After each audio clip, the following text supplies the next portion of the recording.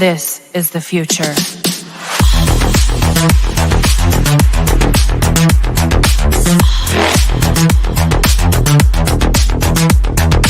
Evolution.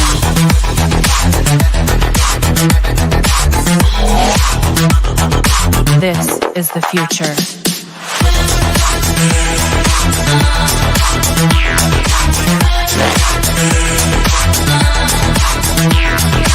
Evolution.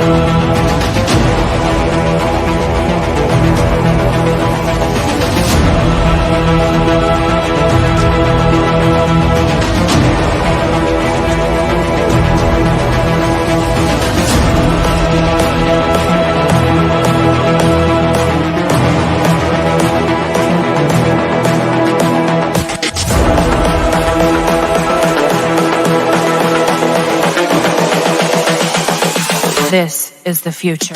Hey guys, how's it going? Matt from Foulball Productions here. Thank you so much for joining me today. I hope that you're doing well because I'm doing phenomenally. Thank you so very much. This is the 47th episode of this show. I might have just said that. Did I just say that and repeat myself? Oh, well, what a great start. But welcome. I hope that you guys are doing well. I changed a little bit what I'm doing. I'm now broadcasting to my Foulball Productions channel, Rumble, and Twitter. I'm just trying to get more eyeballs on what I'm doing. But it makes me feel good because, hello, Joe's Atmosphere, because it says that there's 59, it looks like there's 70 viewers from my perspective. I know that's not true, but it does feel good. It's a nice feeling, and that's the only reason I did it. For a banal little attaboy that doesn't mean anything. Anyway, I hope you're doing well.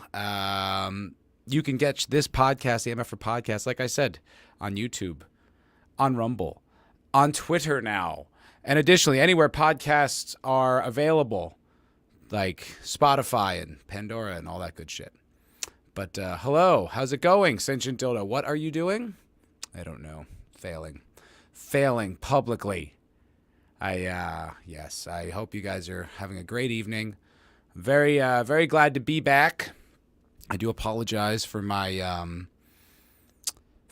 absence. Last week did go to Skankfest. Phenomenal trip. I mean trip in multiple senses of the word because I was on mushrooms. But it was a really good time. But wow, it was a party. So when I came back on Monday night, I was pretty hammered, like just beat up, not even just like, oh, it'd been a lot, you know? And so that week was like a lot of recovery. And then last night, I was gonna stick to my Monday night schedule, my Monday 8 o'clock schedule. And my internet was out. Internet was out in the whole complex. So couldn't. So I'm here today. To talk to you lovely folks. And yeah, let's get into it. Let's get started. What are we talking about? Oh, that's right. I have all these topics. So let me see where to begin. I think we'll start. Oh yeah. Okay. I think we'll start here with the Joker.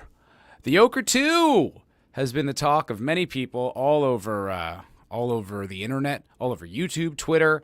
It is a spectacular failure, which is pretty funny, I think. Partially because it was like, no one asked for this. You know, not a thing we wanted. No one was like, God, I can't wait to see what else they do with that story. It just had like a cool concept and like an original, like a one-off movie that was brilliant, that was really fun and really different. And I really liked it because it had like a plausibility behind it. I was like, this feels like, oh, that's how the Joker could actually come about, which I would really appreciate, which I really did appreciate. So when it was over, I was like, that was fun. And then the sequel idea comes out, and I was like, ugh, heard the name. First thing I heard the name was Foulball, and I was just like, ugh. Brilliant's a bit generous, Ascension Dildo. I don't know. I thought it was pretty spectacular. I haven't seen it in a while. Maybe I'll have to go back and rewatch it for the sake of, being precise. But I thought it was phenomenal. I love the original Joker. I thought it was a great movie. Definitely heavily inspired by, Scorsese with Taxi Driver. Clearly, you could even argue, parts of it are kind of ripped off. Fair. I think that's fair. But really, I loved it. I thought the angles of the king of comedy on there, and even having De Niro was almost just kind of like on the nose. But overall, I thought it was a really terrific movie. I had no interest in a sequel, even if it looked good. But as soon as I even heard the name, I was like, Folly you do. I was like, what does that even mean? Does anyone actually know what that means? I imagine it's French, but is it like the second Folly? I don't even know what that name means. When I heard that, I was like, that's not a good sign. Then I heard it was going to be a musical, and I was like, good God. I mean, I'm not a musical fan. No, sir. No, sirree, Bob, not me. And so I heard that. I was like, that sounds awful. And then it has just, like, tanked spectacularly. And it's a really interesting bomb, There's a lot of bombs in Hollywood, a lot of movies that just don't do well, or that we've so many people talk about the obviously the woke agenda, which I don't like. I don't care for that. Make that clear to you guys. That is not what I am about. I don't like the woke agenda. Not me. Not this guy. But movies that like kind of seem like they're designed to fail. Just horrible attempts at entertainment. And then there's bombs. It was bad. Just a bad movie. This one is unique in the sense that twice the follies. Yeah, exactly. Twice the follies, twin follies, two follies. Hi, disease. Good to see you, by the way. Yeah, I don't know. Just a really weird concept. But anyway, so this one, no one wanted. Had probably the worst, one of the worst openings. I think it's like one of the worst openings of any superhero movie ever. Something like that. Certainly against the budget it had. And dunked on by kind of like, people you'd expect to dunk on, right? Critical Drinker's taking his swings, Gary, Nerdrotic, Baller. The guys that kind of, seem to be on the front lines of especially genre content like that, dunking on it. But then this weird thing started happening where, like, even the mainstream media started, like, trashing it, which that was the thing that kind of blew my mind. I didn't expect to see that coming. I thought, it'd probably get defended, these incel fans, toxic fans, they're going to dunk, they're all wrong and blah, blah, blah, blah, blah. But that didn't happen. That didn't happen at all. In fact, there's some headlines here that are really pretty surprising. This one's from Variety. Inside the Joker Folie debacle. I mean, calling it a debacle, we're still in the first week, but I guess it's like I bombed first week. That's the end. But I'm just surprised to see this is Variety. They're not, no spin from them whatsoever. And, like all these other articles, like there is an article from Lad Bible that like detailed all these walkouts. There's like, okay, here we go. This one is from IndieWire, which is another one that, oh God, big ad. Hold on. How do I, okay, skip the ad. Okay, this is from IndieWire, which is another, like, definitely a mainstream media publication, and certainly the type of publication that wouldn't be like, Nerdrotic's got a point here, That's the toxic fandom to people like that. But here they are with this headline, Joker, Folie à Deux review. Todd Phillips' musical sequel feels like it's bad on purpose. There's no spin here. They agree with the nerds. This movie must really suck. if the mainstream media and, Friday Night Tights are in agreement, man, this movie must suck. It must be a real stinking piece of shit. Hello, Zax. Good to see you, sir. Matthew. Hello, Professor Zax. Good to see you, my friend. But there doesn't seem to be any spin. I did see like an article, and it was really just a collection of tweets of people like basically, oh, you don't get it, what it was trying to do. But even those weren't even accurate, and at least accurate to what I've heard about it. It didn't sound right, and then they weren't even that piercing. They weren't even like, oh, these horrible fans, blah blah blah. It's just amazing. Essential Dildo says, luckily, I'll never find out how shit it is. Yes, that's much how I feel. I mean, I had no interest in seeing it, and certainly none after it bombs. And then the ending that has been described to me, where it's kind of early on in the stream for me to be using these words, but let's say, pegged against his will, say that, and killed by the real Joker. Ooh, I actually posited a theory about that when I was on Circle of Jerks with Zax the other night on Saturday, and I still think this could hold water. Anyway, the idea, I think it is. So DC, this movie, obviously, gigantic fail, but the Batman, not a fail. The original Joker, huge success. Penguin show, incredibly well received. And what's it? James Gunn, right, is now the head of the DCEU. So my thinking is they kind of want to bring it all together. They want to have a reason, a way to tie in this sort of completely fractured, DC movie universe and somehow bring it together. And it's starting to feel thematically consistent, right? The Batman, the Penguin, Joker. Like, it's like almost like the way they did the Avengers, right? Where it was like Thor, Captain America, and then like they bring in the Avengers. So I don't know if maybe they're going for a Justice League thing, but it could be. I don't know.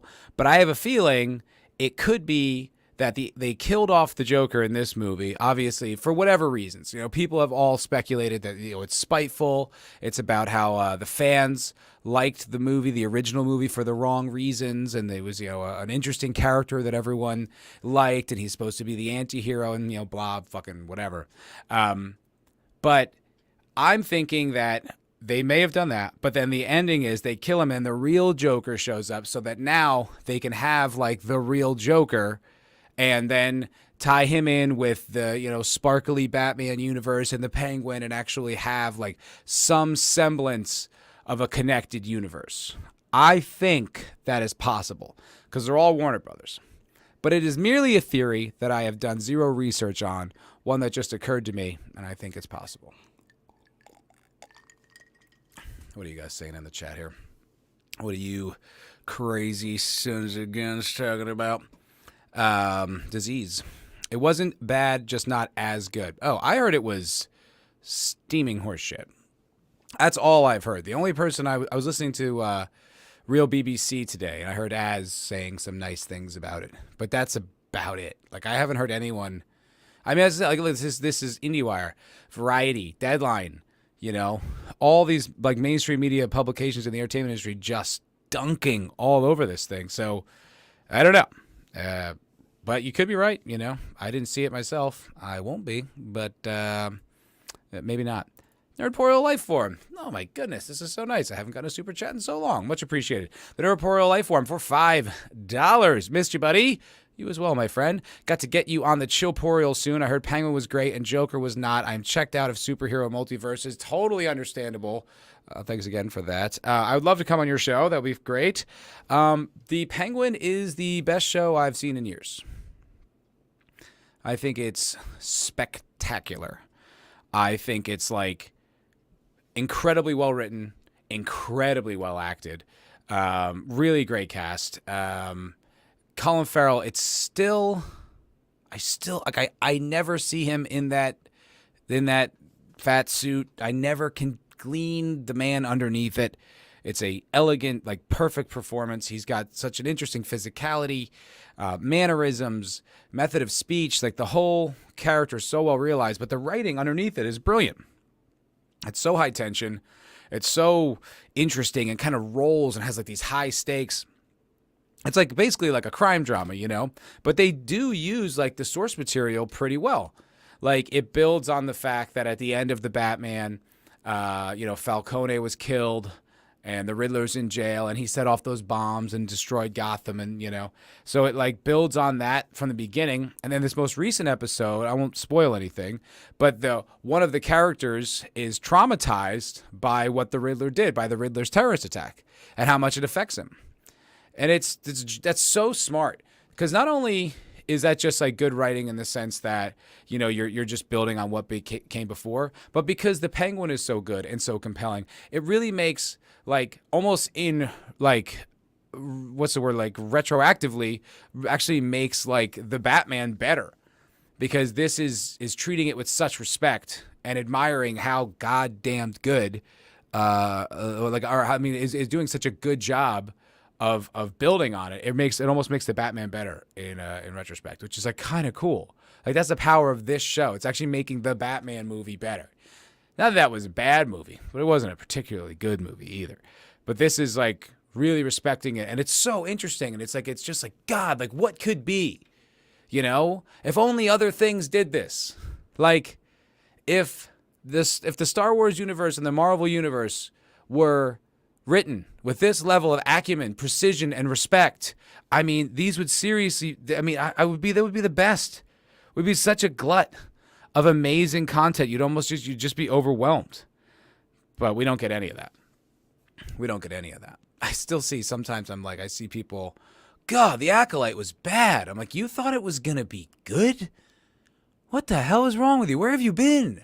Obviously, it's going to be terrible. He's talking about Deadpool. Who's talking about Deadpool? What are you talking about? Oh. My mistake. Got it. Disease was. Sorry, I would never want to misrepresent you, sir. My mistake. I haven't seen that Deadpool movie yet. I'll get around to it. I'm in no rush. I like the Deadpool movies. I really genuinely do. I think, upon scrutiny, there's definitely some mistakes. There's certain things that you look at and you're like, that doesn't make any sense. That's actually pretty stupid. But overall, I think they're really good, fun. They're just fun movies. So I'll get around to seeing it. And it's like 3 hours. I never want to go into a movie theater and sit there for 3 hours, man. I never want to do that. That is just too much of a time commitment. I don't like getting up to go to the bathroom during a live movie. I want to see the whole thing. I like the comfort in my own house. I'm good. DP3. Okay. Yes. You haven't seen that? No, I know. Yeah, cool. Sounds great. Nerd Portal. Hit me up. Matrama. Oh, it's dealt with like if it was like 9/11 or something like that. I thought it was smart. I thought it was good.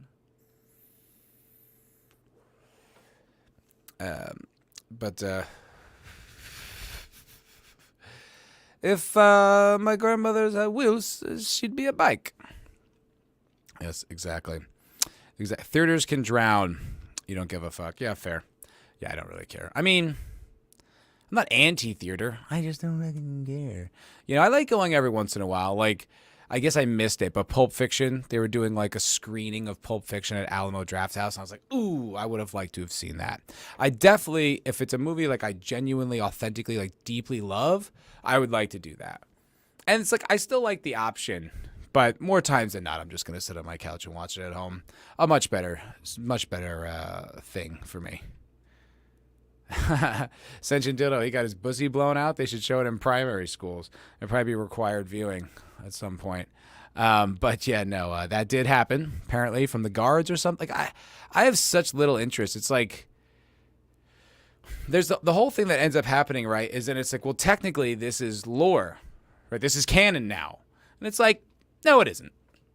You know what I mean? No, it isn't. I choose personally not to believe that Luke Skywalker as a character is destroyed. That he wanted to kill his nephew.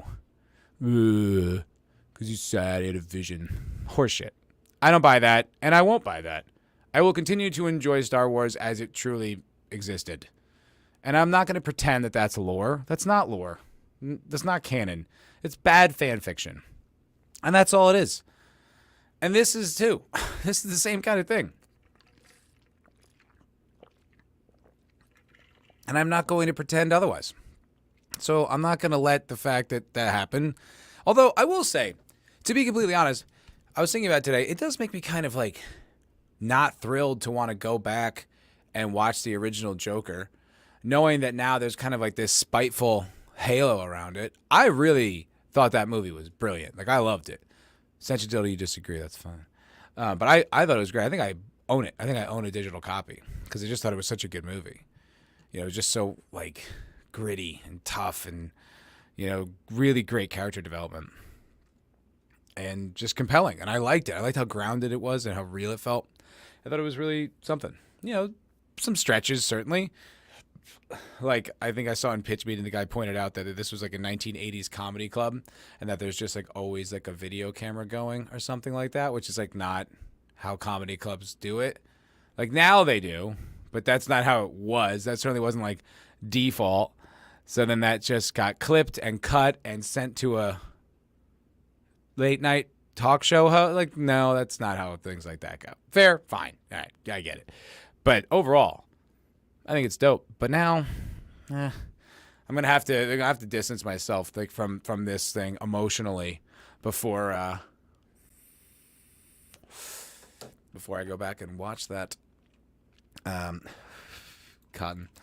Watching a movie with loud, smelly strangers is way overrated when you consider you have to smuggle in your munchies and you can't even smoke. Yeah, I'll be honest.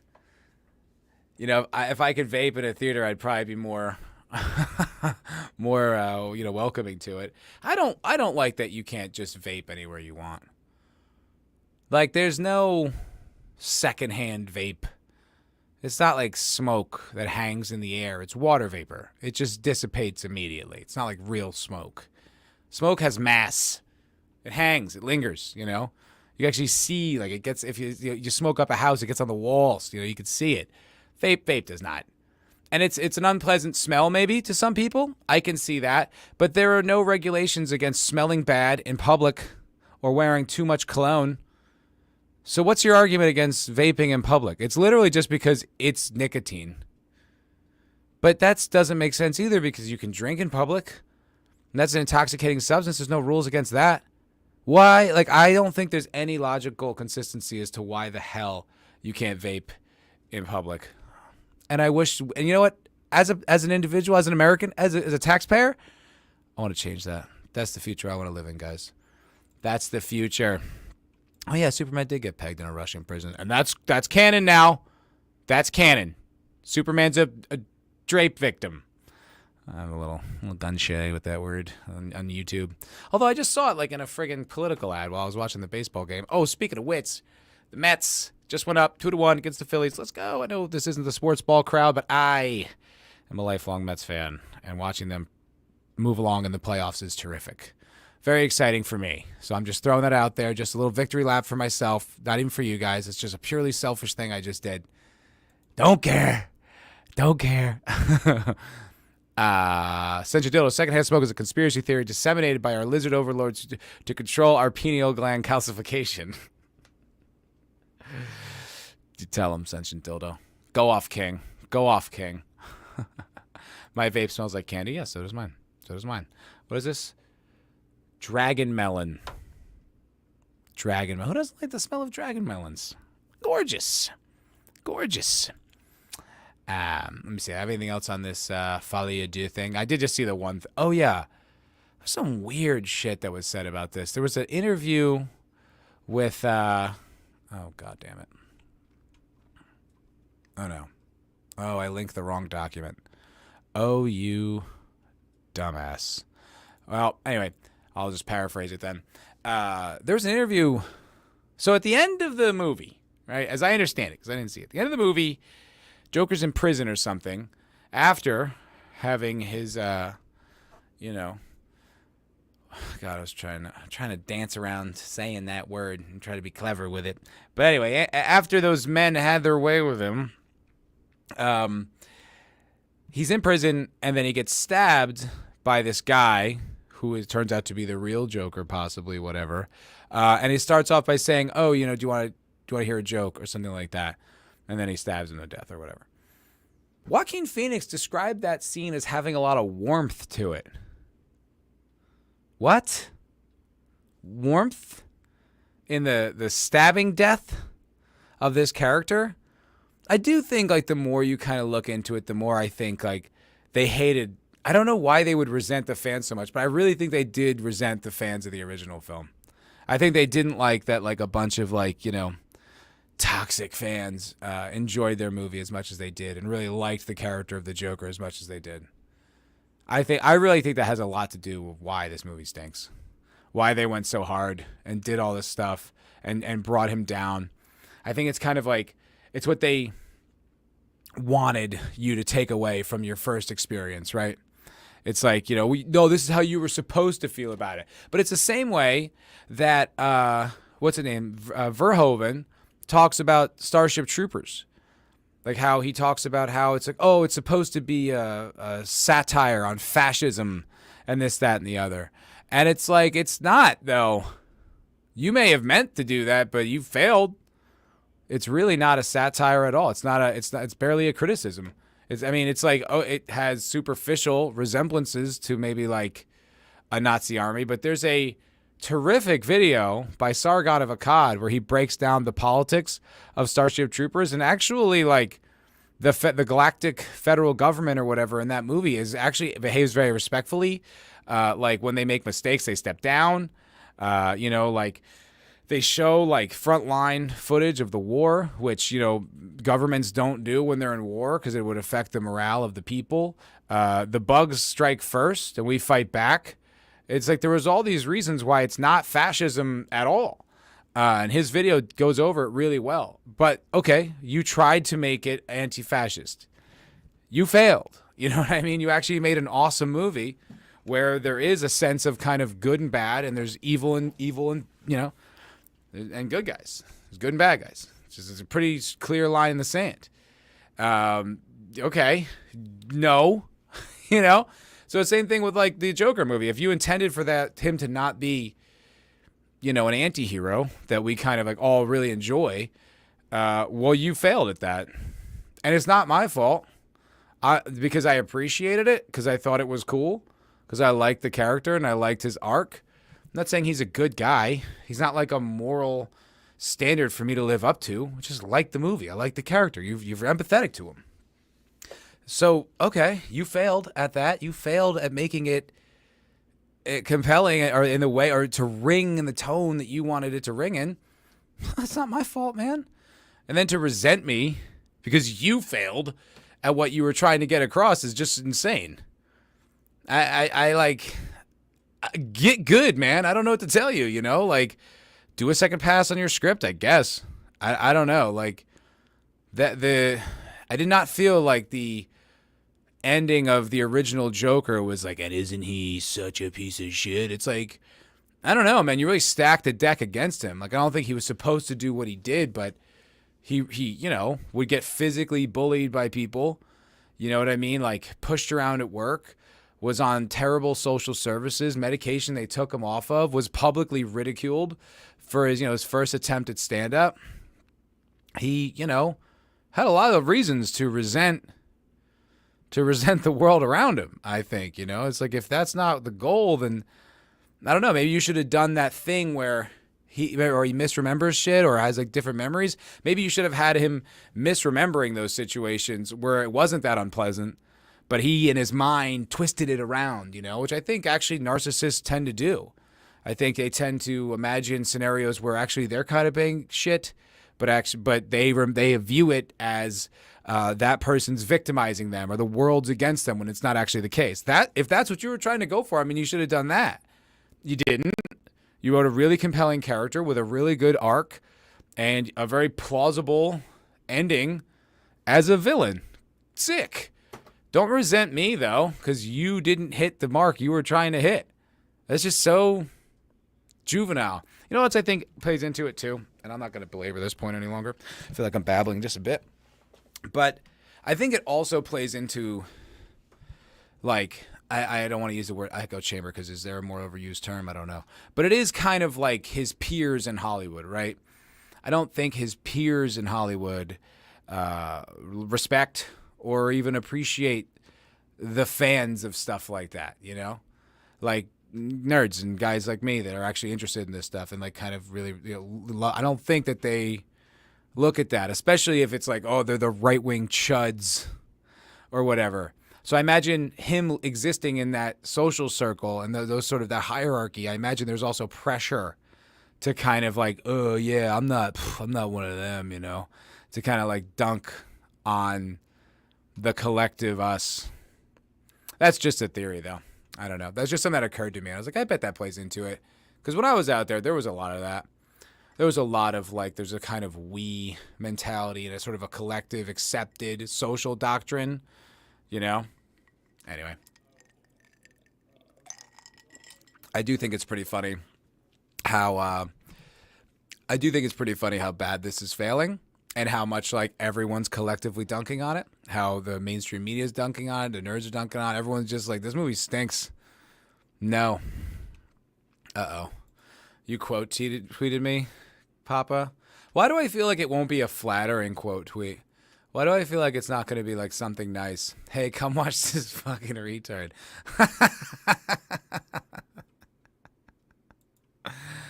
Thanks, Pop. That is very... That was great. Thanks, buddy. Boost my old ego there. Much appreciated. Central Dodo, how can they get good when they're trying to operate under white supremacy? That's true. That's true. Did y'all hear... This was like a few weeks back now, but did y'all hear like George R.R. Martin's most recent excuse as to why he can't finish the Game of Thrones books? Is because there's too much fascism in the world. Just too much fascism for him to write. Too much fascism for him to finish those books. Does anyone give a shit anymore? Who cares? I don't. I didn't finish this House of Dragon season. I just lost interest. Not even like anything happened in particular where I didn't like. I was just like, I don't care. Whatever. You know, the brand is kind of spoiled for me for probably ever. And it's like, oh, right, there's books. Whatever. I don't know. Maybe people are still holding out hope that this fat old man is somehow going to survive long enough to do 2 more books. Look, if his current pace is anything to go by, these will be done when he's 140. Okay, I think if you're still holding out hope, that's crazy. That's a wild thing. Such a deal. I'm trying to give a fuck about what some Hollywood F slur thinks about me, but for some reason I just can't. I don't know why. I think for me, it's that I am engaging with their media, right? I am still kind of like mentally engaging with what they put out. So in a way, there's a relationship there. You know, it's like, it's not necessarily like a personal relationship, but it's like I'm engaging with it. I'm enjoying it. And if you resent me for enjoying your thing, I don't know.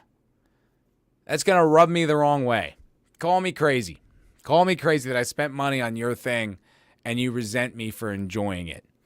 Maybe I just have some kind of personality defect, but I got to be honest. Kind of irks me. You know? I don't know. And like, I'm actually okay for the most part, like depending on the offense, but of separating art from artists. I can still watch actors perform whom I don't appreciate who they are as people. I can do that unless they're really insufferable, you know? But when it comes to like, if you're putting it in your media, it's a lot harder for me to look past it.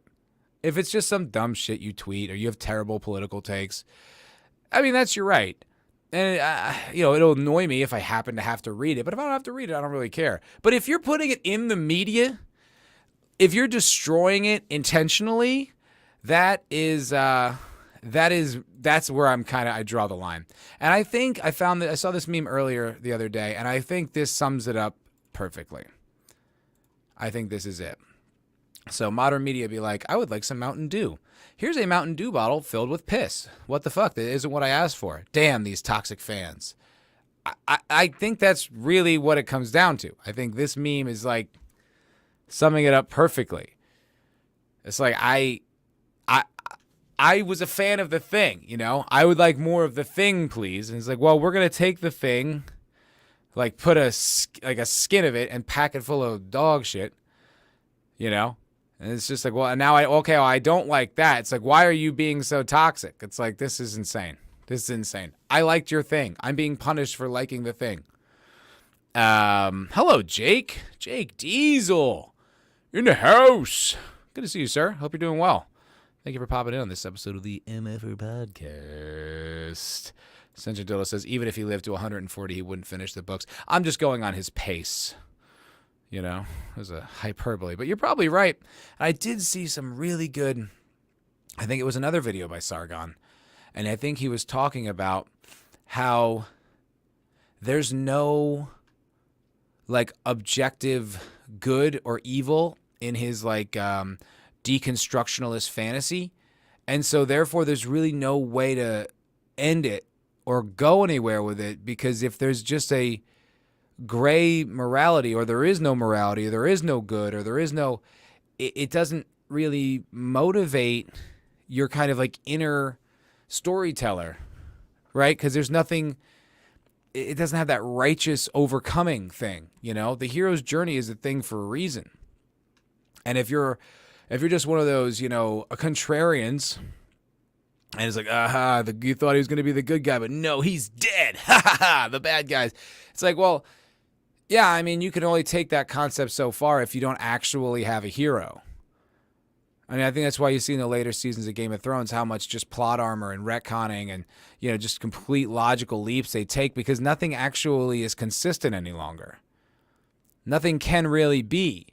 But you can't kill everyone, because then there's nothing to follow.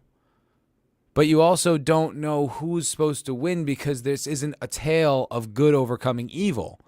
It's not necessarily a tale about anything, except it's sort of a parallel to medieval Europe and throw in some monsters and shit. I don't know. It's like, once again, I just don't care. I can't care about this stuff. Like, I don't like when they maliciously destroy my stuff. Don't get me wrong. I'm not saying like I'm above that. I don't like it. It bothers me on a personal level, and I get emotional about it, certainly. But there's just so much else out there that I can't be like, I can't care that much to hang on to it. I'm like, I'll go find something else to do. You know what I mean? There's other stuff to consume, like The Penguin, which is brilliant, or Slow Horses on Apple Plus. It's one of the best shows out there, I think. Every episode I watch, I like it more. Last week's episode, hell of a cliffhanger. Ooh, good show. I really think you toxic fans would very much appreciate Slow Horses. Recommended. So I have 2 shows I'm watching weekly now. That is amazing. Like, it has not been like that for a very long time. I haven't had like shows I'm really looking forward to, you know? And it's like, even if not, it's like I'm reading the 3rd book of Altered Carbon right now. I just can't, you know, oh, you hate me and don't want me to participate in the thing, and this content is a troll on me? Oh, well, I guess I won't consume that anymore. I'm not like married to it. Like, I don't have to buy the next Marvel thing that comes out, or the next Joker movie, or the next Star Wars slop. I don't have to do any of that. I'll just move on. And that's what I'm doing. And it's like working out just fine. You know? I don't know. It's just kind of like, all right, well, I'm not into Game of Thrones anymore. I used to be really into it. Used to watch every season and rewatch him. Oh, he's a tool. He's a fat socialist, as someone put it. All right, fuck him.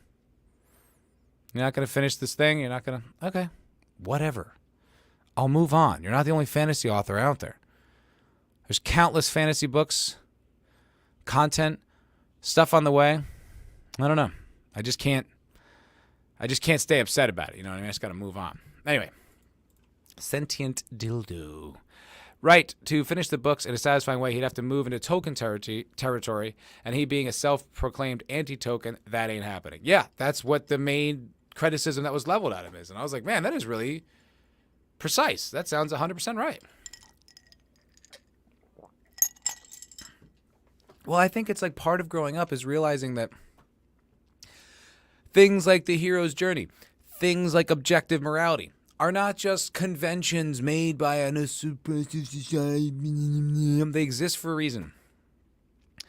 They encapsulate something about the human spirit, something about our existence on this planet. There's a reason why it resonates with millions of people. It's not just conditioning by our fucking college girl takes from a 75-year-old man. Pathetic. But no, there's a reason why Tolkien resonates. There's a reason why you care about that journey. There's a reason why those are 20 years old and they are infinitely rewatchable. There's a reason why I only watch the extended editions. You know? Because it's a very compelling story, and it's one that's relatable. Even though it's about orcs and talking trees and bringing a ring to a volcano, there's still something human about the story. And that is compelling years later. I mean, it's a 100-year-old book, whatever it is, 80-year-old book. You know, still adored the movies, you know. There's a reason for that. It's not because we're all dumb saps who can't see through the structure. No, the structure exists for a reason. Having a true morality in your world exists for a reason.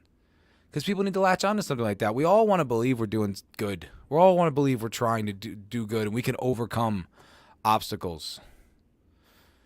If you don't believe that, it's like, then just kill yourself, I guess. I don't know. This is it? I mean, you're just like, it's all just suck.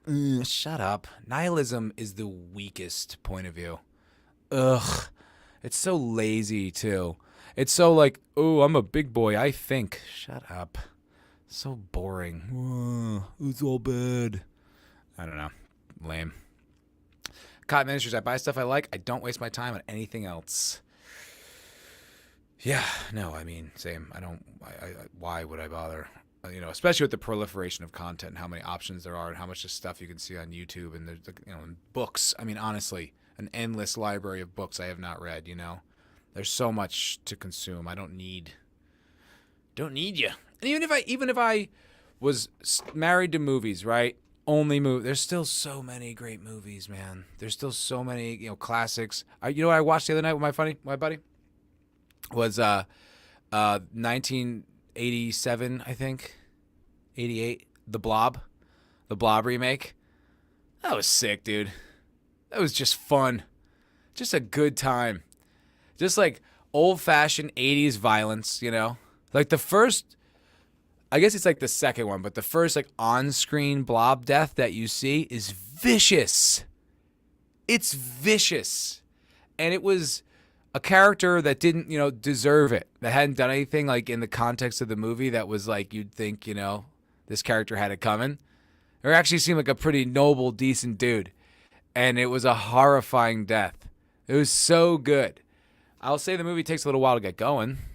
You know, it's kind of, it sets up its world a little too much, and it's not all that compelling of a world. It's just like a small mountain town. You know, so they're at the football game. He's asking this girl out. You know, this sheriff's got a crush on this waitress. And it's like, you know, it's fine. It's not bad or anything. It's just like, let's you know, pick up the pace here. These actors aren't exactly Shakespeare, you know, and the writing's not Shakespeare either. And so you're just kind of like, all right. You know, let's get into the blob eating people, you know. But once you get there, it's amazing. Just fun. It's like an amusement park ride, you know. Just get on, have fun, get off, woo, you know. Just a good old time. And yeah, and I'm just there. He's not even a socialist. He's just a boomer shitlib. Yeah, I guess so. I do think it's funny to just call him a fat socialist. Just has a better ring to it. You fat socialist. That's funny. That's funny. But yeah, I don't know. Like I said, I don't care. I really don't. If this is the world you want to live in, this is you want your legacy to be, you don't want to finish your books, all right, fine. Don't. We'll all move on, man. You are so not the only game in town. You know, yeah, Game of Thrones was a big deal. And it was great for like 4 seasons. It was really great. And there was a steady decline, and it just a wet fart at the end. And then, we got House of the Dragon. I don't care. Okay, whatever. We're not going to wrap this. All right, whatever. I don't care. What happened to Jon Snow? Who knows? Who gives a shit? Resurrected him. Whatever. There was just so many plot lines and storylines in that show that were introduced with such gravity and such acumen and such precision that just went nowhere. I watched like a video. I didn't watch the whole thing, but I watched a lot of a video of all the abandoned storylines in the Game of Thrones world, and it was numerous. There were so many abandoned plot lines. It's just like, you don't know what you're doing. You don't know where you're going. You don't have a greater guidance. There's no truth here that you're uncovering or guiding with. You're just, this guy dies. No. Here's a twist. He's dead. All right. I grow tired. I grow weary of your play. Take him away. Part of me thinks that he wanted to base it more on reality where the heroes don't always win. I think that would probably be like a very generous interpretation. I think you're probably right. I mean, that is the truth, right? But it's also like, what good is a story where that happens, Like, it's like, what's the, it's like, they make it a tragedy, you know what I mean? But still, it's tragic when good guys don't win. It's not neutral. It's not emotionless, right? I mean, like, even a scene like the Red Wedding is intense because those characters are good. They're the Starks. They're one of the most noble people in this whole fucked up universe. So the Red Wedding has impact because good people are suffering and losing. It's like it's okay if that's your story you want it to be, but it has to be dealt with like still with a morality that's bad when good people suffer. Like there still has to have that kind of. You can write whatever story you want, but it still has to have like an objective morality for it to be compelling. I mean. Maybe not. I'm no literary scholar. I can't think of anything off the top of my head that has like a completely neutral morality system that is compelling and beloved. Nothing comes to mind. I think like going back to like myths. Like ancient stories. Like it's like the good guys don't always win in those stories, but like it's dealt with tragically, right? It's like that's bad that happened. But like Beowulf, right? It's about a guy slaying a monster, essentially, right? It's like it's still good versus evil. There's still a reason. There's a compulsion that why you want to watch that thing, why you want to engage with that concept. I think it's just fundamental to storytelling. It's the whole reason we even do it. It's the whole reason we partake in it. I don't know. I'm a bad one. Disease, that's a good way to start a story and a shitty way to end one. Yeah. Look, if that's the case, well, I think that's just the end of the second act. Now you need the third act to kind of wrap it all up. I think there's a reason that stuff like that exists. I can't think of anything that's kind of nihilistic and really compelling. Even things that like are like, even if it is something that's kind of I feel like it's fleeting. You may enjoy it in the moment, but it's not something you go back to. It's not something you rewatch. It's not something you get posters for. It's not something that you just is beloved. It's like, oh, it's great, and then it just it just makes you feel bad. Why do you want to engage with media that makes you feel bad? Feeling sad is one thing. You can feel like empathy and sadness for human suffering because it does happen. And it makes you. But even that, there's a humanity to it that connects you with other people even more. But I think if there's like a nihilistic just dismissal of good and evil, it's just like, ugh, what are you, a fucking sociopath? You just don't think there's anything as good people, bad people? I don't know. Why? All right, well, you can do whatever you want, but I don't think I'll be reading your book. You know what I mean? The side effect, it's a side effect of his Gardner bullshit. I don't even know about that. Don't even care. I know this. I just think he doesn't. And also endings are hard, especially satisfying ones. It's true. But there's only so many things you can do. And there's a reason why the good guy winning after overcoming incredible odds is satisfying time and again. I mean, you watch most movies. You participate in most media. You know the good guys. There's a great chance the good guy wins, you know? It still doesn't make it any less interesting. You know what I mean? You don't start Indiana Jones thinking like the Nazis are going to win. You know, that's not how you begin that movie, but it doesn't make it less entertaining. You know, it's the journey. It's the whole thing. I was going to say that ironically, but it's actually true. Like that's why you watch it. So, yeah, endings are hard, but just go with tried and true. Have the good guy win. Have him overcome incredible odds, some big fight, and have him win. Yay. You know, wrap it up. I don't know. I think if you're an honorable writer, the truth will come to you as you write it. You know, you have a goal in mind of where it's going. I think, you know, then, yeah, you'll get there. Stories can start nihilistic, but then some characters should overcome it through adversity. Yeah. Yeah. Or if they don't, then that's a tragedy, right? And that should still be the same thing. It's tragic that character never grows and developed and overcame his demons. That sucks. What a sad story, you know? But still, that leaves you with there's an objective morality to all this, especially in fantasy. Yes, Sinjin Total. Very well put. Very well put. Okay, let's move on from that. What else we got? Oh, yeah. Bad news. Surprising news, honestly. I genuinely didn't see this coming. Maybe I was just like in the dark on this one. But Mindy Kaling's Scooby-Doo series, Velma, has seemingly been canceled. I could not have predicted this because I didn't even know it was still on the air. I was like, that's still on? Oh. Well, okay.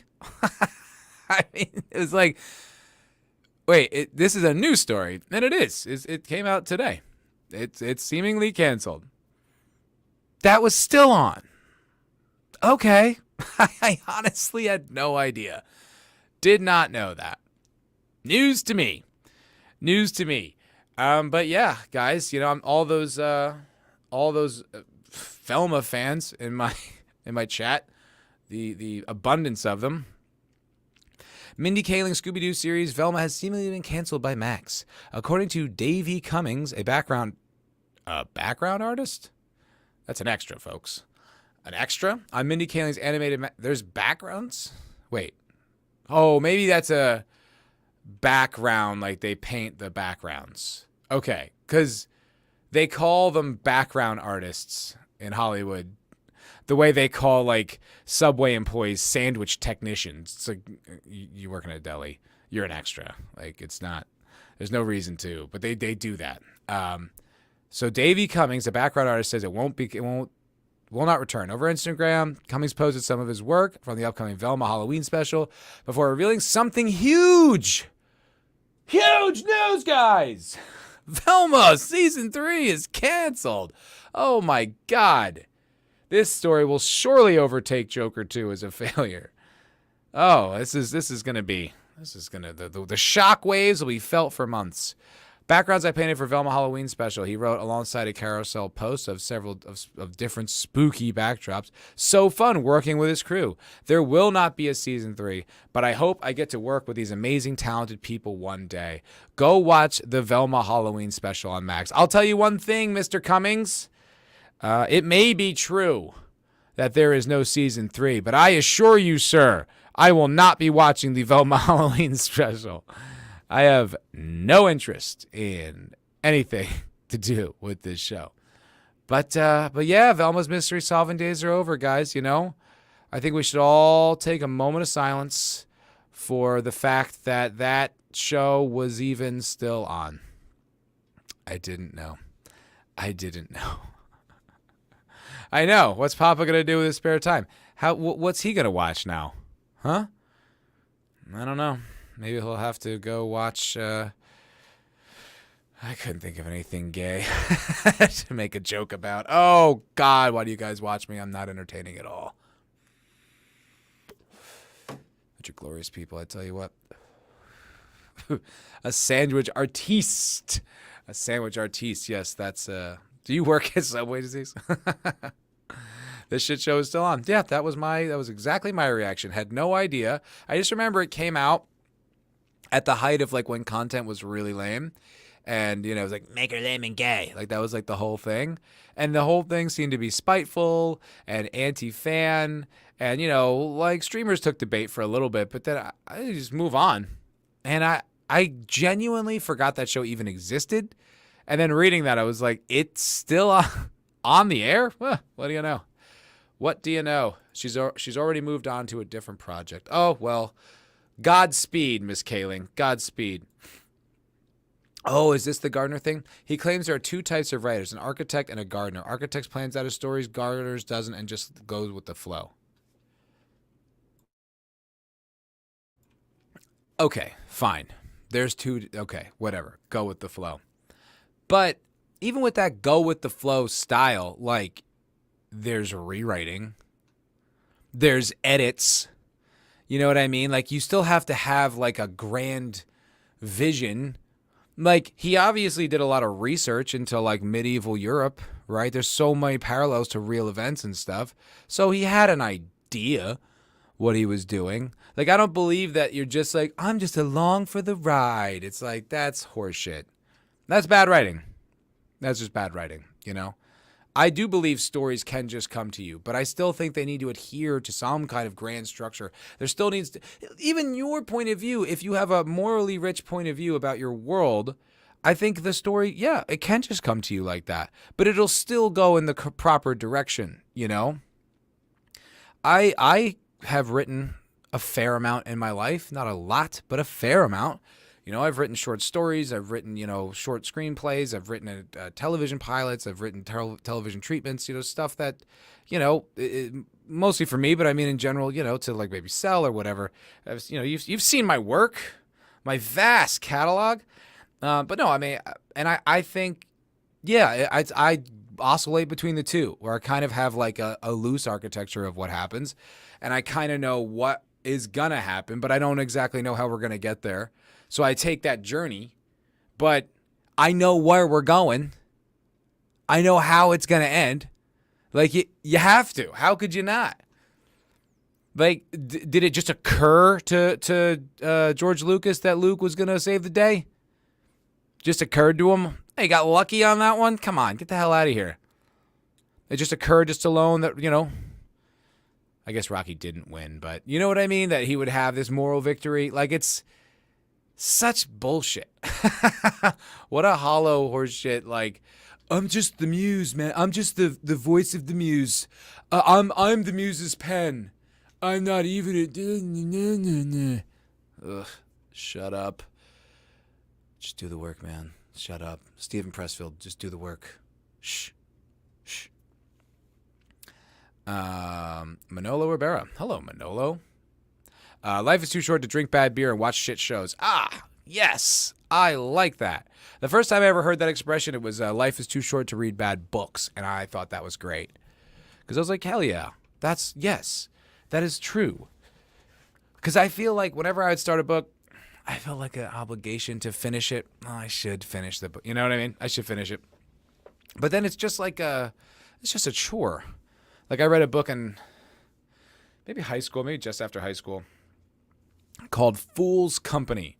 And it was recommended to me because it was kind of like a parallel, like it was similar to The Hitchhiker's Guide to the Galaxy, which is a book I've read many times when I was younger. I love that book. Really appreciate the first three. Really starts to get off the rails by 4 and 5. It gets weird and abstract, and can't even follow it anymore. But anyway, the first few books are great.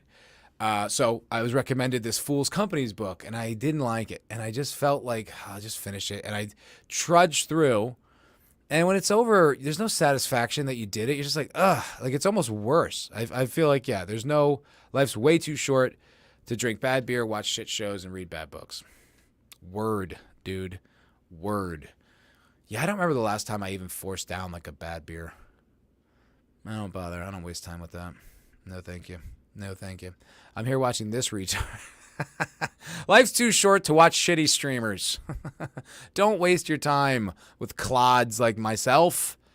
That is boring and lame. He had an idea, didn't plot it out well. He went where the characters took him, and now he can't finish the shit. He's killed off so many of them. Also, I mean, it's just, I don't know, the characters don't even resemble the characters anymore. I don't know how much that was him and what they call him, Dumb and Dumber, D&D, where, you know, everyone's who was smart is dumb, and morality is so radically switched, and, you know, Madragons and just McQueen and all that.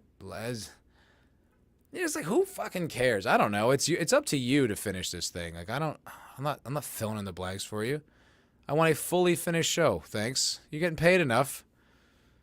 It's more like it occurred to George Lucas's ex that Luke saves the day. Is that true? I know his ex like saved that film. She like it was like an unwatchable mess, and I believe she was the editor who like saved the original. I mean, let's face it. George Lucas is not a filmmaker. I mean, he's not a particularly good filmmaker. He's a barely competent filmmaker. I mean, I like A New Hope. I think A New Hope's great. Those prequels are, I mean, can you imagine being the investors? You imagine like all that money and you're just reading this script and you're being like, this is it? So this will sell? I sure hope you're right. And granted, they did make a lot of money. But man, those scripts, whew, they are rough, man. It's written by like an alien who like heard about how people talk, you know? Like, it was not good. Books 3 and 4 are perfect examples of that Gardner BS. 'Tis nothing but meandering waffle. Yeah, makes sense. Tracks, as the kids say. The first time I heard that expression, it was life is too short to fuck honey ass bitch. Oh, Papa, you never. Bony ass bitches. Bony bitches need love too, you know. I'm probably not going to waste my time on them, but they do need love. Matt loves Vogue on poetry. It's the best in the world, man. It's the best in the world. See, I love the sense of humor of Douglas Adams in those books. It's so funny that the poetry is so bad it's like being tortured. It's hilarious. It's just funny. It's just a funny. It's like, and it was, what's his name? Like Arthur didn't like it, but like Ford was just because mind was melting, and he's like, I'm not gonna make it. Like, it's so funny, so funny. Life's too short, but watching retards makes it seem longer. Yeah, I understand that. I get that. You know, I'm just gonna drag, but I'm gonna drag out your existence. Think about that, sentient dildo. If you were just having fun and enjoying everything you watched every second of the day, life would fly by like that. Okay, just be over. You'd be dead right now. I'm extending your life. Okay, I am granting you immortality for a while because it's gonna feel like an eternity. That was D&D doing. Yeah. They were lame. Jar Jar Binks is arguably the most pivotal character in the entire saga. I love the dark Jar Jar fan theory. I think that's a funny one. That he's like actually like a Sith Lord disrupting everything. That really cracks me up. I like when the internet comes together and do that type of stuff. What else? Apparently, Brazil unbanned Twitter. Thought that was an interesting development. I didn't really look into it all that much, but I thought that was like, wow, that's a weird one for them to back off on. I wonder what their motivation was. It like just happened. You know? They just like really just walked that one back pretty fast. Let's see if Brazilian Supreme Court. Oh, it's a Supreme Court. Oh, that's interesting. Oh, so wow, so the court went against like the tyrannical leader, the tyrant. That is actually pretty interesting. That the Supreme Court would be like, no. You can talk shit about him. Actually, I imagine they don't have free speech in Brazil, not the way we have it. Oh no, they want me to sign up to read this article. I don't want to. I just want to know what happened. Well, anyway, X is back for Brazil, so that's great news. I think that's good. I'm always pro free speech, especially against people who are going to be oppressive little twats. Little piece of shit. And then I saw that Russia banned Discord. Tit for tat in this world. You know, it all balances out. All comes out in the wash, as they say. Here's an interesting thing that I've been noticing. And I heard this spoken about But I didn't really believe it. I thought it was just kind of like his incompetence or just the fact that he's really friggin' old. But I've heard this a few times. I've heard people say that Biden is intentionally undermining Kamala. And I was like, okay, probably not, though. You know what I mean? Probably not.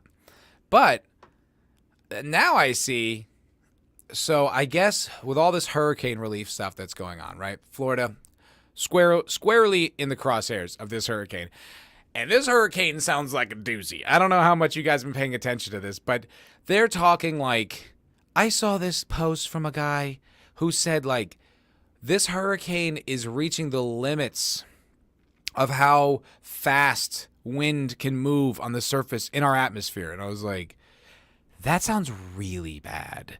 And other people were saying they want to push for a new category of hurricane. This is going to be so bad. And the storm surge is supposed to be like 15 feet of water. What? Really bad. So DeSantis is talking with the federal government about, relief aid and stuff like that, and be the governor of Florida, all concerned, obviously. So then there was a story came out. Kamala claimed he didn't take her phone call or whatever. And then DeSantis was like, I didn't even know she called. Didn't hear that. I have no idea. Then they go to Kamala and she's just like, it's messed up. He's playing these political games right now. Then DeSantis goes in. He's just like, she has nothing to do with this FEMA relief at all. Her powers have nothing, not at all to do with this. I've been talking with the Biden administration. They're actually doing a good job. Like that I don't even know what she's talking about. Blah, blah, blah, blah. Then Biden publicly goes and says like, yeah, no, DeSantis is crushing it. He's doing a great job. I was like, what? What? You're the DeSantis. You're complimenting. Okay. So it did kind of feel like he was undermining Kamala a little bit. Maybe it's not 4D chess. Maybe it's completely nothing. Maybe Biden had no idea about the Kamala and the news thing, blah, blah, blah. Maybe it's all just people stringing together a couple of tweets to make it look like Biden is dunking on Kamala. Totally possible, right? So one example means nothing. Could be absolutely nothing. However, then I see this.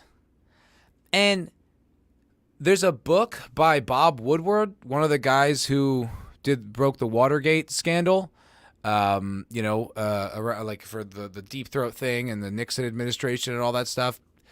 Just like J.D. Vance, I did not know he was alive. J.D. Vance said that. He's just like, what do you think about this book? And he's like, I didn't even know Bob Woodward was alive until you said that. So much the same. I didn't know either. So anyway, in his book, he details how Biden actually blamed Obama for the mistake with the policy, the foreign policy of like Russia and the Ukraine. And now I'm starting to be like, that's two in one day. Maybe they're right. Maybe Biden actually, in a weird way, is kind of undermining Kamala. Because there was that video. Now, it was a joke, but there was that video of Biden putting on that MAGA hat like a few months ago. I'm like, is he genuinely like trying to undermine this bitch's run for presidency? Because if that's the case, that is kind of awesome. And I'm here for it. But that is really interesting. I am like very, very curious if that's like the case. And if that is, I'm not curious necessarily, but interesting, like what is going on? And if that is the case, that is a pretty interesting development. Did not see that coming. Did not expect Biden to be undermining his own vice president, I guess there was a bit of a coup there in his, from his point of view, but I didn't see this coming. Had no idea.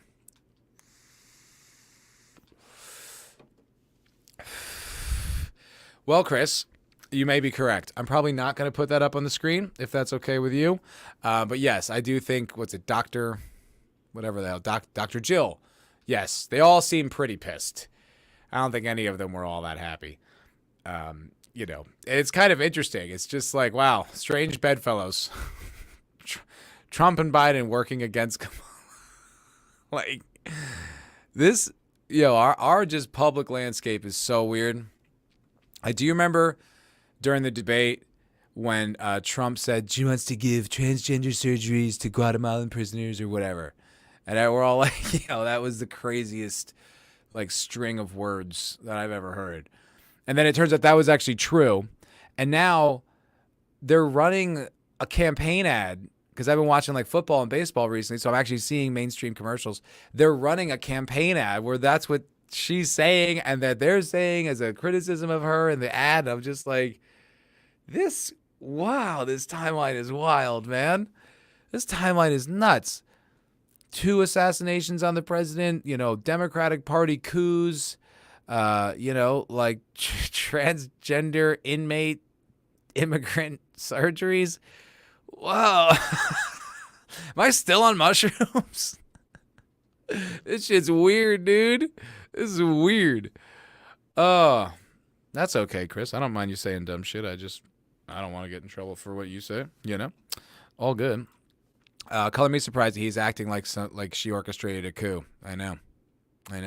Not that I'm suggesting that, YouTube. I would never suggest such a thing. In fact, I'm a white dude for Kamala. Was it Mamala? I'm a white dude for Mamala. Right here, okay? Let me keep my friggin' channel. I'm here for it is the gayest thing I've ever heard you say. I'm here for it. I hate those. I don't like those expressions. Those like memes that people say in real life. I was today years old when I learned shut up. Do not repeat that. I am today years. Oh God, you're an adult. Act like it. I'm sure he stumbled on the Watergate story by chance. I know. Lots of really interesting stuff with that Watergate. And I don't know if it's Woodward or Bernstein. I don't know if it's like one of them. One of them was like almost certainly an intelligence like agent. Don't take my word for that. I don't know what I'm talking about anything. But from what I was listening to, it was like, oh, yeah, that guy's obviously an intelligence. Like, and he's a plant in like, the Washington Post. It's not like an organic, just good journalism. That was a CIA plot to like get Nixon out. I'm not a crook. And I was like, that's interesting. That's very interesting. Let's unpack this. Yes, thank you. That's another one, Senshin Dodo. Let's unpack this. Oh, those little expressions. OMG. Yes. Ugh. God, cringe the skin right off my back. Trans immigrant rights are human rights, brah. It's like PC principle. Are you saying she shouldn't be able to get her gender-affirming care in the prison? I don't think that paying immigrants trans prisoner surgeries thing gets Trump any extra votes. Quite a niche topic. I was wondering about that, small time. Thank you for your contribution. I was thinking because it's so, like, it's a political campaign ad, right? I mean, I think the idea is it's supposed to be scary. It's supposed to be all these words in an order, transgender, like illegal immigrant, prisoners, all like in this order to strike fear into you that if Kamala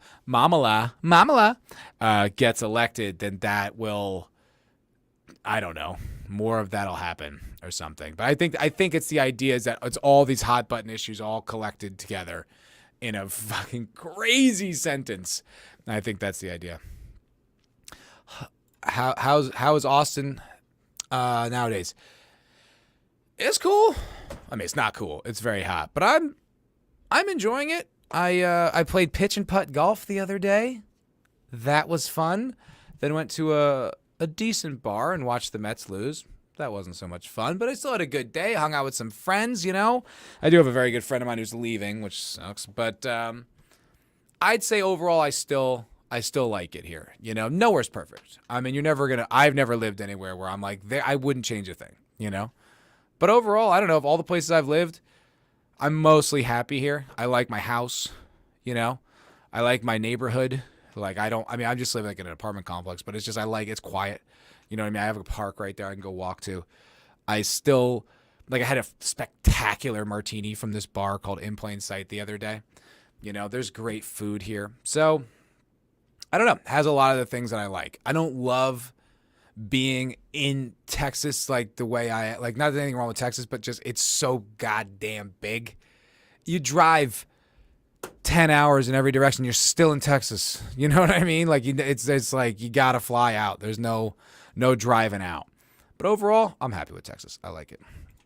Hello, listless. Who's graping in prison anymore? They need new rules. Apparently some of them are running wild, which is like, oh, who knew if you put a biological man in a woman's prison, he might do some bad things. Shocking. Okay, now it's the second gayest. What, Kamala? You don't like Kamala? Kamala.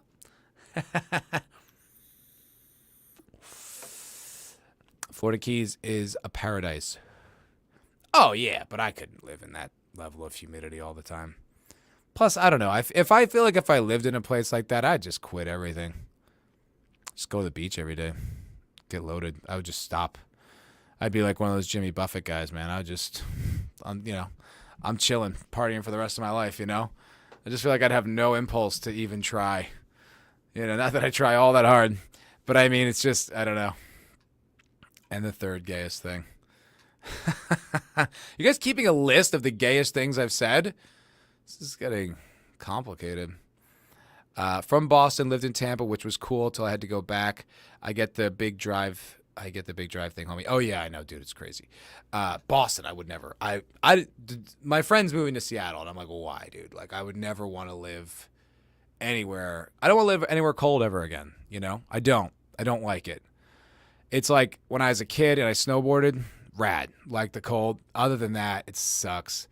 It's just, you can't go outside, can't really do anything. You got to just dress warmer. It just like lasts. It's overcast and ugly. No, I like hot. I'll take hot over cold any day of the week. I like Nevada. Deserts are good for joints. Yeah, I guess so. Yeah. Although Nevada, anytime I've been out in Nevada, I'm like, there is nothing. This looks like the surface of the moon. There's no vegetation. Seattle ain't nothing but rain. And extreme libs, apparently. Supposed to be really good coffee. One thing I will say about the northwest of the United States, I hear it is immensely beautiful. Like, it's breathtaking everywhere you go. Like, the mountains and all the nature out there. Radical. It's also one of the few places in America where you can actually grow hops for beer. So their beer culture out there is brilliant because it's like on the same latitude as like whatever part of Germany where they grow hops. So they make great beer. So that's something. You'd live on the moon if you could. Yes, that's where I was born as well, Manolo. Born in New Jersey. No thanks. I talk to my parents, every winter. And they're just like, they're just waiting it out, really. They're just waiting out winter. It's like, well, that fucking sucks. I can go do things now. I can just go out of my house, do whatever. I mean, it rains here more than it did in LA, but still. No, thank you. Okay, so anything else we got to do with the Joker? I don't know. Do I care about this enough to talk about it? It feels more like an FNT kind of article. Yeah, no. Okay, so there's just this actress from The Acolyte who's saying, I'll show y'all. And then we're going to wrap it up after this.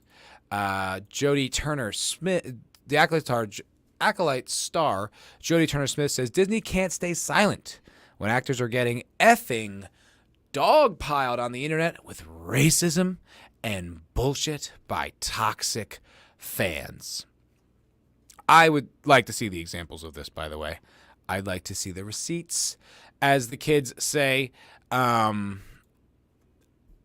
I don't know what this person's like on Twitter or social media. If you're like an antagonistic activist type, I would expect to kind of catch some shit. But if you are just existing and people hate the show and they're attacking the actors from the show, I don't know. Acting gigs are just, it's hard. It's a very hard gig to land. I mean, you would, if they wanted to hire me in that stupid show, I would probably do it, like when I was acting. Just because it's a gig, you know what I mean? It's like, it's a credit that can get you more work. It's very hard to get into anything. So I don't really blame actors for taking, woke roles in stupid projects. Like, I think once you get to a certain level, you can really start to be more picky. But, if you're kind of like Jodie Turner-Smith, who the hell even is that? She's got to take the work she can get. Now, that's not to say she didn't approve, isn't a woke monster. I don't know. But I don't know. I don't know why people go after the actors. I think you should go after the creators and the writers. Those are the people I think you should go after. Those are the people that wrote this garbage, that attack this, that make the nonsense that's destroying it. But let me read this sentence because this is actually pretty hilarious. Jodie Turner-Smith starred as Mother Anastasia, the leader of a coven of space witches. I mean, a leader of a coven of space witches, and you're kind of like surprised when people are like, this sucks, you suck. Space witches? What the hell are you talking about? So insane. And the short-lived Star Wars television series, The Acolyte, which got canceled earlier this year after one season on Disney+. After news of the show's cancellation emerged, leading star Amanda Stenberg posted a video in which it was not shocking The Acolyte was over, considering the hyper-conservative bigotry. They will call anything they don't like conservative. It's like, I'd like Star Wars to be the good show that it used to be. Oh, what are you, a conservative bigot? It's like, yes, but not because of that point of view. That has nothing to do with my conservatism or bigotry. Okay? Those are completely unrelated subjects. All right? Nothing to do with the fact that I want Star Wars to not suck. Okay? And vitriol, prejudice, hatred, and hateful language. It's like, oh, well, stop making shit, The cast faced from toxic Star Wars fans, apparently outraged over the cast, including actors of color. No one cares. It's just such a misrepresentation. It's just like, yeah, there's just a bunch of really passionate Star Wars fans just seething at the mere concept of a black woman in a thing. It's like, I don't care about that. And I don't really think any like level-headed people do. I'm sure there might be some people. Who cares? They're mad.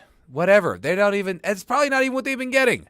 It's probably just being like, oh, it's trash. It's pushing an agenda that's a DEI. I imagine more it's the politics behind the race than the actual race itself. But, it's like I feel like I can't even make these arguments anymore. It's just like so repetitive, so redundant. I do hear people. I'm just like, oh my God, man, we've made that argument so many times. Just enough of that argument. But anyway, yeah, I just thought it was funny. So she's just like, they need to do something about this. It's like, you could do something about it by just getting off social media. Just get off social media. Get a burner. Pretend you're someone else and then just get off social media. And then guess what? The hate will vanish. Who gives a shit? Just get off it. You're already a successful actress, successful enough to work for Disney, so why do you need to be on it? Just don't be on it. Oh, these toxic conservative. Matt the BDM Sith? What are you talking about? What are we talking about? Okay, sorry. Your parents don't travel in the winter? Well, I guess my dad kind of goes to Florida, but not really. It's not like they don't like winter somewhere, they don't go live somewhere. They travel a little bit, but they live there, through the thing. They're doing it their whole lives, Penguin is a great show. Good call, Manolo. 100%. Tulsa King is also a banger. I haven't watched the new season yet. I'll have to catch up on that. I hope. I don't know if I'm like all that invested in the concept, so enough to watch a second season. I will start it though, and maybe it'll hook me. But I mean, it's just kind of like, I thought it was funny, just this kind of out of touch gangster going to Tulsa, Oklahoma, and kind of setting up shop. It was a good concept. I just don't know if I'm still interested. I also didn't watch the new season of Mayor of Kingstown either. I'll have to get back to those Taylor Sheridan shows. I like them. I think they're good. I just haven't felt the urge to go there, and I've been very satisfied by the Penguin and Slow Horses too. So, and everyone clapped. How is that even statistically possible if no one watched it? Yeah, good point. That's a terrific point, listless. But, they're grasping at straws. They're just playing the victim because no one liked their show and they canceled it. Looking forward to Creatures, Commandos, and Gun DC. I am 100% wait and see on almost all that stuff, unless there's like a really good trailer. For instance, The Penguin, that had a great trailer, and I was into that, and I was like, I'm gonna watch that. I could you get a feeling for something, like you just like I feel like I will really enjoy that, and I do. So, yeah, maybe if it's a banger-ass trailer, or it has like a really good, something about it, or I hear great reviews, but almost pretty much all content right now, I'm very wait and see. I'm not wasting my time or money, just to watch it, just to be there first. Like, I don't care. Like, tell me if it's good. Maybe I'll check it out kind of thing, Still haven't watched Shogun. Will. Cotton says, I don't understand why we need racism to stop. It's funny. Why quit? Well, I'll tell you what, it wouldn't be funny if they didn't get upset at it. If they didn't get upset at racist jokes, it wouldn't be as much fun. So you can thank them, Cotton, for your racist ways and the joy you get from it. Because if people were just like, whatever, I don't care, shut up. Yeah, wouldn't be as much fun. Obviously, we need the government to step in and fix this. If they had their way, Sentient Dildo, if they had their druthers, they would. Hey, just look what's going on in Britain. Is that still going on? Are they still arresting people for tweets? Or is that just like a short-lived thing, or are they still doing that? I haven't heard anything about it. That was a pretty wild story. Pretty wild. Last good thing I watched was the Gentleman series, that Before Summer, TV-wise. That was a great show. That was super fun. Really like that. Tires, hell yeah, Cotton. That's like a comedy, though. This is a little different. But that was great. I love Tires. I rewatched it, or started to rewatch it. Super fun. Super fun. I was kind of hoping I'd run into Gerbies at Skankfest, but no such luck. No such luck. Did get to hang out with Danny Polishuk of the Boys Cast for a while, though. That was fun. Got to meet his lovely wife. Got to do a little ecstasy with him. It was great. It was a good time. Yeah, I got to meet some cool people out there. Kind of got these sort of, big shot blow-offs a little bit, but overall, had a good time. Got to hang out with some cool people. Mayor of Kingstown is pretty good. I agree. Hello, Chris Wiz. Good to see you. Yes, I agree. I enjoy Mayor of Kingstown. It's just a little dark. V-Dubs just went live. You want to wrap this up? All right, come on now. All right. We normally do a tight little hour. What are you doing here going long? I want to go watch V-Dubs. Get out. Turn off the camera there, big guy. Yeah, Shane Dillis and Danny are cool. Agreed. Very cool. I like them a lot. UK is on full police state. Yes, Sally. They're still doing it. That's too bad. That's too bad. All right. Well, I guess that'll do it this evening, guys. Thank you so very much for watching this episode of the MFer Podcast. Just as a reminder, you can catch this episode re-uploaded on the MFer Podcast channel. It'll stay live on this channel for the next 24 hours, and then it goes away. That's me trying to game the algorithm. Don't know if I'm doing it right, but I am trying. Going to keep trying. Eventually, hopefully, I'll fail into something. But it's always going to be on Rumble. It's on Twitter now. And it's going to be anywhere you can get podcasts. So Spotify, iTunes, all that good shit. And if you guys could, out of the goodness of your heart, could go to one of those platforms and give me a 5-star review, I'd really appreciate it. It'd help boost the numbers, help get some eyeballs on this wonderful program, and then maybe more friends in the chat for you to say racist things to. Who knows? I don't have a crystal ball. But go over there, watch V-Dubs. I guess he's live streaming, and I appreciate you guys hanging out. And y'all, have a wonderful night. I'll see you in the next one. Ta-ta.